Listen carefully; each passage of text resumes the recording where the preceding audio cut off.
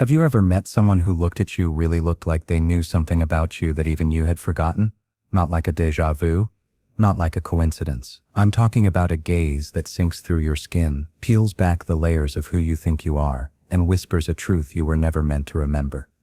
Have you ever met a stranger who called you by a name that wasn't yours, but somehow felt like it had been?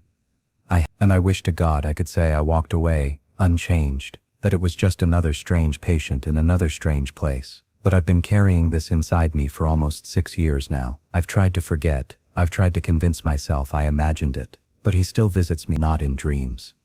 Those are too merciful. I see him in reflections, in faces of other patients, sometimes in my own. My name is Morgan Wells. I'm a mental health technician, 12 years of experience mostly in acute care units, some forensic. I've worked at half a dozen facilities across the state, but none like this one. St. Anselm State Hospital. On paper it's just another long-term psychiatric facility, government-funded, under-maintained, tucked into a wooded ridge, 3 miles outside of Briar Hollow. But ask anyone who's worked there longer than 2 years, and they'll tell you the same thing: something's off about that place. It's too quiet, too cold, it holds on to things. The building is old, built in the 1880s, as a tuberculosis sanatorium, converted into a psychiatric hospital in the 1950s, and barely touched since. Thick red brick covered in ivy that never quite dies, even in winter. The windows on the 3rd floor are permanently boarded up, not broken, just sealed. No one talks about what's behind them. My assignment was temporary. That's what they told me. Fill in for a tech who took a leave. No one would say why. They put me on South Wing low security behavioral unit, mostly long-term patients, with cognitive dissociation, identity fragmentation, trauma-based psychosis. At least that's how they labeled them. And it was on my second night, just my second, that I met him. Room 213, no name on the door, no chart in the main file, just a handwritten note on the whiteboard by the nurse's station. Watch for don't engage unless necessary. That's not unusual. Some patients need silence, structure, boundary. But when I stepped into his room to check vitals, he turned his head, smiled with something between recognition and hunger, and said calm as breath, "You're late again, Emeric." That wasn't my name, but in that moment I felt like it had been, once, long ago. Anselm's doesn't just feel old, it feels layered, like every new coat of paint only deepens what's underneath. The walls hum at night, not the mechanical kind of hum you'd expect from outdated wiring or faulty generators, but a low organic vibration, like something deep inside the building is breathing. And the patients, they don't scream, they whisper, to themselves, to the wall, sometimes to rooms that don't exist on the floor plan. South Wing is supposed to be one of the quieter wards, 8 rooms, evenly spaced, 1 nurse's station, but there's a hall at the end, barely used, half the lights burned out. 3 doors down that hallway, only 2 have patient ID. The 3rd room, 213, has no markings, no clipboard slot, no occupancy flag, nothing, and yet it's always locked from the inside. I asked the charge nurse about it my first day, a tight-lipped woman named Laverne, who's worked there since the early 90s. She didn't even look up from her chart when I pointed at it. She just said some doors don't need opening. That should have been enough, but I've never been good at letting things lie. The man in 213, he wasn't listed anywhere, not on the roster, not in the med logs, not even in the census sheet we're required to update every morning. His bed wasn't part of our shift rotation. His meds were hand-delivered by Dr. Halbert himself, and that wasn't normal either. Dr. Halbert was the head psychiatrist, barely visible most days. Rumor had it he used to be military, served in some deep black research unit before vanishing into state contracts. No bedside manner, no eye contact, but for this patient 213, he came down every evening at the same time, always alone, always with a locked steel case. Whatever was in that room, it wasn't just another ward of the state. The air in front of 213 was always colder, not like a breeze or poor insulation, cold that held itself, static charged, the kind that makes your fillings ache. My 3rd night I lingered a little too long outside the door, just listening. There was no sound, just that silence, that pulse, and then I heard a voice, soft, whispered, like it was being filtered through water. It said, "Emeric, you died in the fire." I stepped back like I'd been slapped. No one had called me that since the first night, and I hadn't said it out loud to anyone. But that voice, it knew, and somehow it believed it. After that night I started noticing things, not just about room 213, but about the whole things that didn't line up. Small at first, almost easy to dismiss, like the temperature. South Wing always ran a little cold, but every time I passed the air dropped 10 degrees. My breath would fog, the hair on my arms would stand up. I mentioned it to maintenance twice. Both times they said the HVAC was functioning normally. The second time, the guy looked at me a little too long before saying, "We don't run lines behind that room anymore."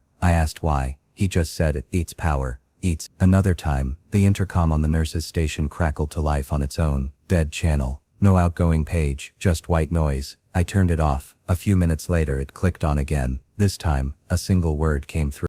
Remember. No voice, just the word. Like it had been dropped there. The other staff didn't react. No one looked up. One of the night techs, Elijah, just gave me this dead-eyed smile and said, "It's best not to listen after midnight. That's when it starts to bleed through." I asked what he meant. He blinked. Then, like he'd just woken up, he said, "Huh?" I didn't say anything. That's how it started to feel, like the building had holes in it. Not in the walls. In time, in meaning. Like things would slip out of one moment and fall into another. Patients would mention things that hadn't happened yet, or remember things from stays they shouldn't have been alive to recall. One woman, Mrs. Langdon, room 205, asked me how my hand was healing. I said, "What hand?" She smiled sadly. "The one that burned when the chapel collapsed. You were holding the boy, remember?" I don't know why I froze when she said that. I don't know why I felt a phantom ache in my right palm for the rest of the day, but I did. And every time I passed room 213, I'd feel it throb, like an old wound waking up. On my 5th night I finally looked at the intake camera feed for room 213. It's motion triggered. Should only record when someone goes in or out, but the log showed movement at 3:33 a.m. I pulled the footage. The camera didn't show a person. It showed the room breathing, like the walls were rising and falling, as if something too large for skin had been trying to remember how to wear it again. I started keeping notes. Not on my work Harkathon paper. Pen and ink. Something I could fold into my shoe, take home in my sock. I know how paranoid that sounds, but I didn't trust the internal system anymore. I'd already seen 2 of my earlier progress logs vanish from the shared drive. One day they were there, time-stamped and backed up. The next, gone, not archived, delete. I began charting the behavior of room 213's patient, even though I wasn't supposed to. I watched for patterns when the lights flickered in the hallway, when the intercom bled static, when the temperature shifted, when the smell, yes, there was a smell, crawled down the vents. It wasn't mold. It was older than that. Burned cloth, wet stone, iron. I even timed the thrum in the walls, low, almost imperceptible, but it always peaked between 3:30 and 3:34 a.m. That's when I went digging. Our records department is a locked room in the admin building next door. 3 floors up.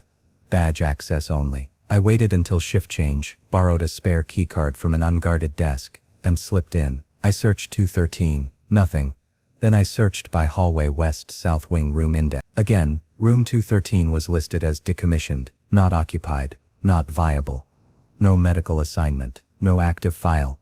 But there was a paper folder, tucked behind a thick stack of expired intake logs, yellowed at the corners. No barcode, just a tab labeled Emeric staff incident. I felt something slide into my spine when I read that. The folder was thin, 4 pages, 2 were incident reports, half redacted. One was a black and white photograph, blurred, distorted. A man in a hospital corridor, standing directly under the emergency exit light, face turned just slightly toward the lens. Not enough to make out details, but enough to feel him watching me back. And the final page was a death certificate.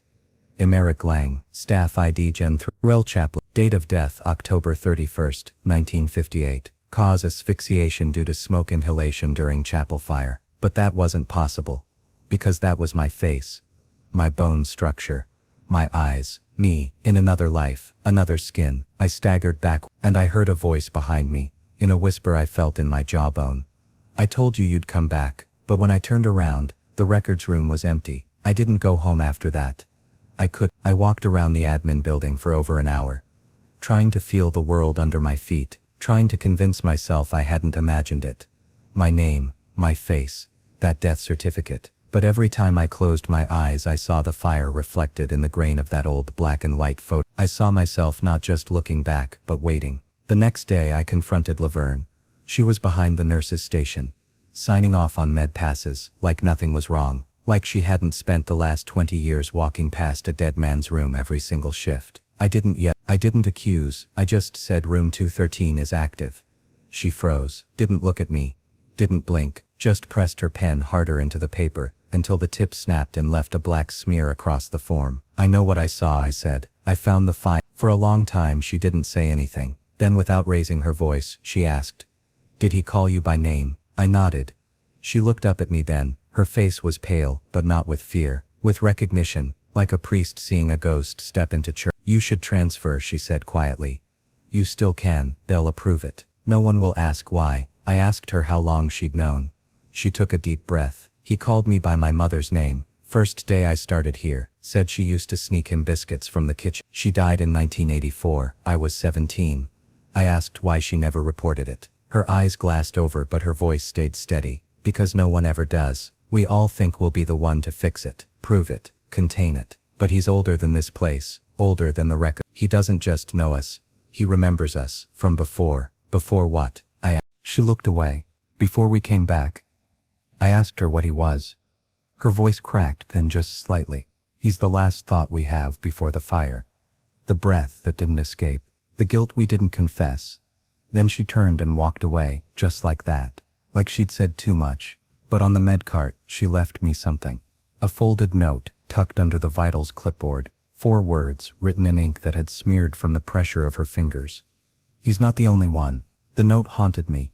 He's not the only one. What the hell did that mean? I couldn't stop thinking about it. I started looking closer at the patients. Listening when they mumbled in their sleep, watching their hands when they traced things into the sheets. It wasn't random. A few of them drew the same shape again and again, 3 vertical lines, 1 diagonal slash through the middle. It wasn't a tally, it was a mark, a symbol, one that started showing up in odd places, etched faintly into the paint by the exit door in South Wing, burned into the corner of a paper towel in the staff lounge. Even drawn in soap on the inside of the mirror in the overnight locker room. It followed me, and then I found her, patient Mary Eston.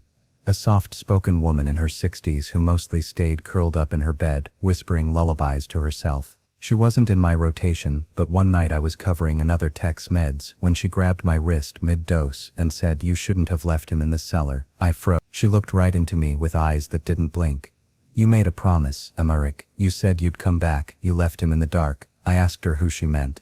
She leaned in close, her voice like wind through a broken flute. "The boy, the one who burned. The burn, the chap, the fire." Something broke open in my head like a door I'd forgotten was sealed shut. I saw flashes, stained glass, the sound of screaming smoke rolling across polished wood and a child's voice begging me not to go. I saw my own hand, blistered and black, holding a rosary so tight the beads cracked into my skin. And then I saw him, not as he was now, but as a boy, trapped, alone, left behind, by me. I pulled Mary's file. She was admitted in 1987, long before I was even born. But her notes referenced a persistent delusion, believes herself to be the reincarnated soul of a nurse who perished in the chapel fire of 1958, and on the back of one of her intake sheets, scribbled in faded pencil, was the name Elena Lang, my surname, back then. My wife, she'd come back too, and she remembered. I didn't sleep that night. I couldn't. I sat in my car in the hospital parking lot, engine off, watching the brick silhouette of St. Anselm's like it might blink. Inside those walls, inside that room, was something I had touched, or failed to touch in another life, something I'd sworn to protect, and abandoned. I looked back through Mary Eston's files, over 30 years of psychiatric reports, nothing stable, nothing consistent. But across all the sessions, all the interviews and med reviews, one thing kept repeating in her speech logs, not her delusion, a name. Jonas. Sometimes whispered, sometimes chanted, sometimes sobbed in the middle of the night until they had to sedate her. I ran a search through the old chapel logs. There was no digital archive, just grainy scans of handwritten entries from when St. Anselm still held Sunday Mass. One name appeared 3 times during the final month, before the fire. Jonas Halberd, age 10, Halberd. I thought of Halberd, the same man who brought the steel case into room 2113 each night, the one who barely spoke, who hadn't aged a day since I'd started. I found an old staff photo from 1975, buried in the HR files, one of those yellowing, half-curled documents nobody ever looks at. And there he was, Dr. Edwin Halberd, psychiatric fellow. But he looked exactly the same hairline, same face, no younger, no older, like time had folded around him keeping him in place. And that's when it hit me. He wasn't the doctor, he was the boy. Jonas didn't die in the chapel fire, he survived. And for decades, he'd been here, growing, watching, becoming something else. Room 2113 wasn't a patient's room. It was a containment unit, a cocoon, a vault, not for a body, but for a memory that couldn't die, a trauma, given shape and form and breath. That night, I went to room 2113. No bag, no pretense. I just walked to the door, and this time it was open. No lights inside, just the dull thrum of something old stretching behind the walls. I stepped in, and I saw him. Jonas, not a child, not a man, something in between. An echo with flesh. His eyes weren't human anymore. They were deep and dry, like stone scorched clean of moisture. He looked at me and whispered, "You left me, Emeric. I burned while you ran." And I remembered. The smoke, the screaming, the boy begging me not to go. My footsteps on ash, the heavy chapel door slamming shut behind me as the ceiling cracked with flame. I remembered his hand reaching for mine, and mine, not reaching back. He stepped forward, and for the first time I felt heat, not in the room, but inside me. In the bones I didn't know had been broken, in the part of me that never left that chapel. "I've waited so long," he said. His voice wasn't angry. It was hungry. He stood less than a foot from me. I couldn't move, not out of fear, at least not exactly, but because part of me didn't want to. Part of me remembered why I'd run, and part of me thought maybe I deserved whatever was coming next. Jonas reached out. His hand hovered just above my chest, not touching, just feeling, like he was waiting for something in me to ignite. "You chose the bell," he whispered, and just like that, I was back there. Back in the burning chapel. The altar collapsing, smoke curling into halos, firelight licking at the stained glass.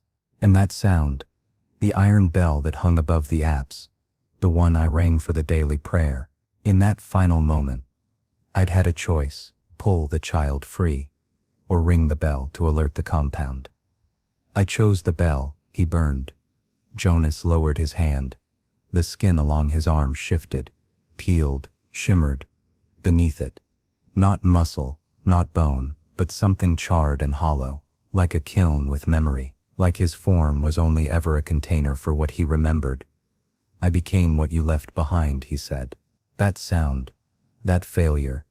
I waited in the dark places, the broken rooms, the gaps in breath, the minds that wandered too close.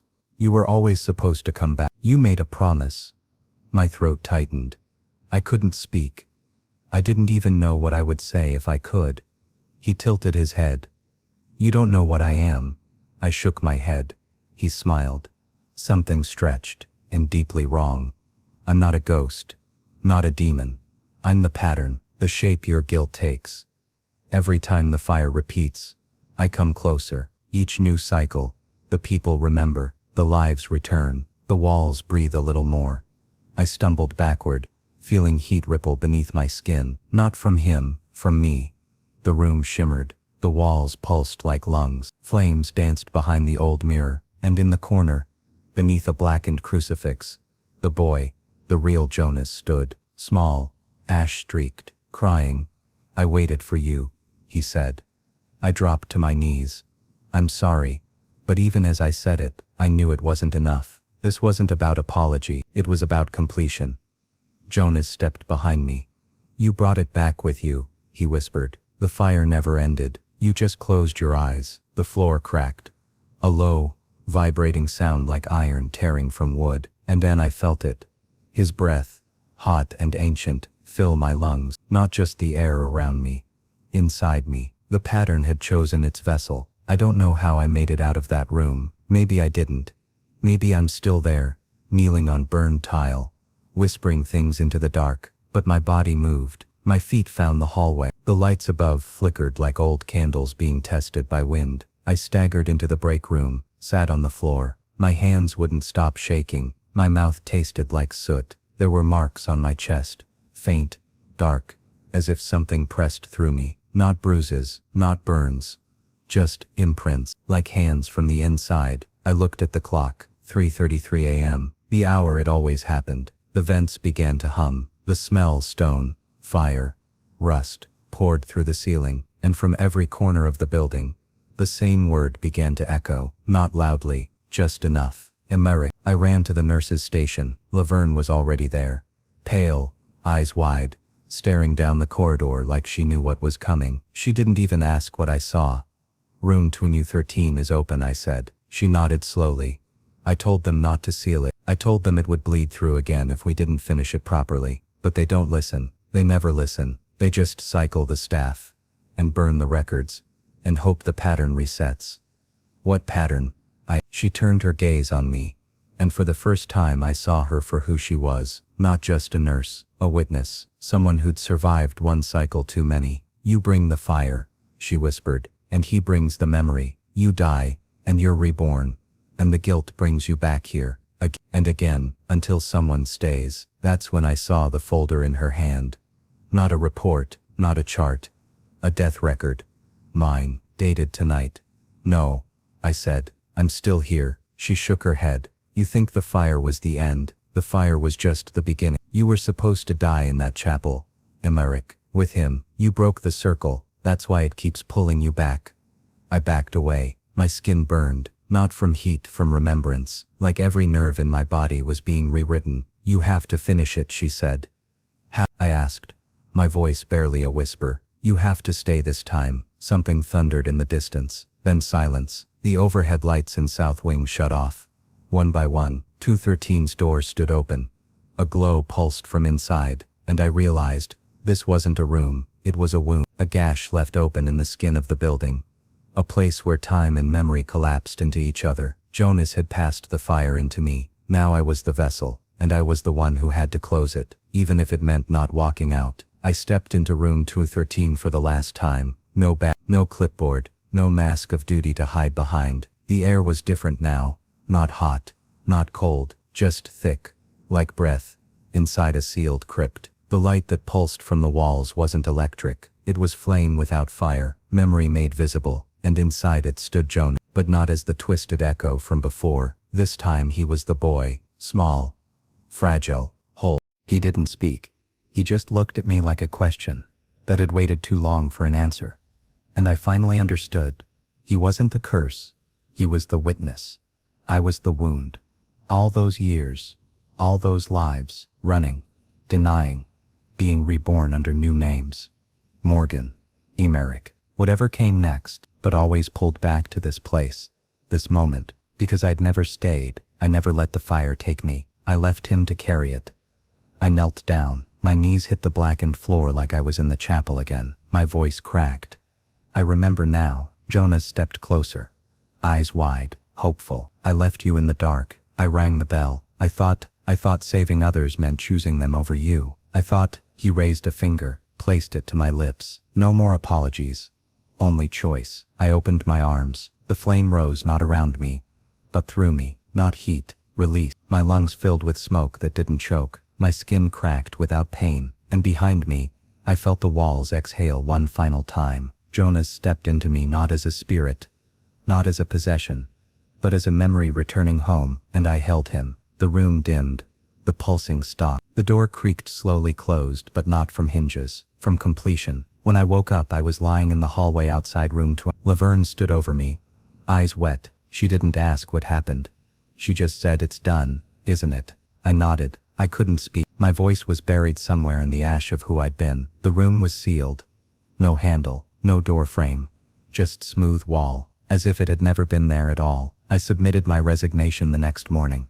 No explanation, no detail, just a clean break from a job I never should have returned to in the first place. But the fire that didn't leave with me, it flickers now in the edges mirrors, in the glow of digital clocks when they freeze on 3:33 a.m., in the silence between words when I try to sleep. Jonas is gone, but I remember him, and in remembering, I keep the fire lit. Not to destroy, but to remind. Some rooms aren't cursed, they're promises, and some wounds don't want to heal. They just want you to come back and finish what you started. And now, I